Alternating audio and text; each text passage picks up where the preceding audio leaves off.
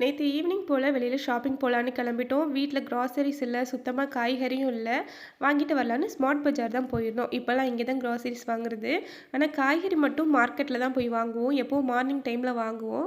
Evening வந்து உடனே husband வேலைக்கு போணும்னு சொன்னதால, அப்போதைக்கு தேவையான அளவுக்கு மட்டும் அங்க காய்கறி வந்து வாங்கியாச்சு. வீட்டுக்கு வரும்போது மணி 7:30 இருக்கும். 2 மணி நேரம் அங்க என்ன பண்ணோன்னு எனக்கே தெரியல.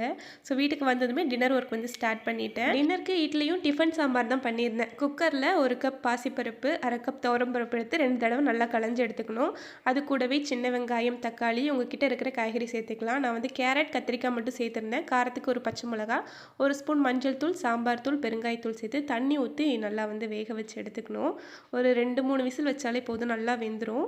வெந்ததுக்கப்புறம் நல்லா அந்த மாரி கரண்டிட்டே மசிச்சு விட்டுட்டு தாராளமா தண்ணி ஊத்திக்கலாம். இன்னொரு கடாயில எண்ணெய் விட்டு எப்பவும் போல தாளிப்பு குடுத்துட்டு, வேக வச்ச பருப்பு தேவையான அளவுக்கு உப்பு சேர்த்து நல்லா ஒரு கொதி வந்ததும் நெறைய கொத்தமல்லி தூவி ஆஃப் பண்ணிட்டோம்னா ரெடி ஆயிரும். ஸோ சாப்பிட்டுட்டு வாங்கிட்டு வந்த காய்கறி, கிராசரிஸ் எல்லாமே எடுத்து வச்சுட்டு அதுக்கப்புறமா தான் தூங்க போனேன்.